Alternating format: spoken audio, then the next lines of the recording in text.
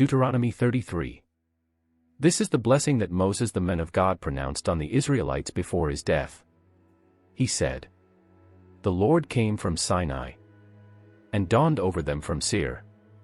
He shone forth from Mount Paran. He came with myriads of holy ones. From the south, from his mountain slopes. Surely it is you who love the people. All the holy ones are in your hand. At your feet they all bow down. And from you receive instruction. The law that Moses gave us. The possession of the assembly of Jacob. He was king over Jeshurun. When the leaders of the people assembled, along with the tribes of Israel. Let Reuben live and not die, nor his people be few." And this he said about Judah. "Hear, Lord, the cry of Judah. Bring him to his people. With his own hands he defends his cause. Oh, be his help against his foes." About Levi he said, "Your Thummim and Urim belong to your faithful servant. You tested him at Massah. You contended with him at the waters of Meribah. He said of his father and mother, I have no regard for them. He did not recognize his brothers, or acknowledge his own children. But he watched over your word, and guarded your covenant. He teaches your precepts to Jacob, and your law to Israel. He offers incense before you, and whole burnt offerings on your altar. Bless all his skills, Lord, and be pleased with the work of his hands. Strike down those who rise against him, his foes till they rise no more." About Benjamin he said, "Let the beloved of the Lord rest secure in him, for he shields him all day long, and the one the Lord loves rests between his shoulders." About Joseph he said, "May the Lord bless his land with the precious dew from heaven above, and with the deep waters that lie below, with the best the sun brings forth, and the finest the moon can yield, with the choicest gifts of the ancient mountains, and the fruitfulness of the everlasting hills, with the best gifts of the earth and its fullness, and the favor of him who dwelt in the burning bush. Let all these rest on the head of Joseph, on the brow of the prince among his brothers.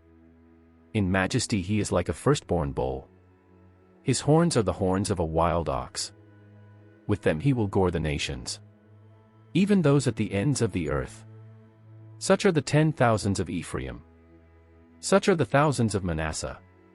About Zebulun he said, "Rejoice, Zebulun, in your going out. And you, Issachar, in your tents. They will summon peoples to the mountain, and there offer the sacrifices of the righteous.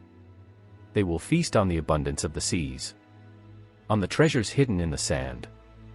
About Gad he said, "Blessed is he who enlarges Gad's domain. Gad lives there like a lion, tearing at arm or head. He chose the best land for himself. The leader's portion was kept for him. When the heads of the people assembled, he carried out the Lord's righteous will, and his judgments concerning Israel." About Dan he said, "Dan is a lion's cub, springing out of Bashan." About Naphtali he said, "Naphtali is abounding with the favor of the Lord, and is full of his blessing. He will inherit southward to the lake." About Asher he said, "Most blessed of sons is Asher. Let him be favored by his brothers, and let him bathe his feet in oil. The bolts of your gates will be iron and bronze, and your strength will equal your days. There is no one like the God of Jeshurun, who rides across the heavens to help you, and on the clouds in his majesty. The eternal God is your refuge, and underneath are the everlasting arms. He will drive out your enemies before you, saying, Destroy them. So Israel will live in safety. Jacob will dwell secure in a land of grain and new wine, where the heavens drop dew. Blessed are you, Israel. Who is like you? A people saved by the Lord. He is your shield and helper, and your glorious sword. Your enemies will cower before you, and you will tread on their heights.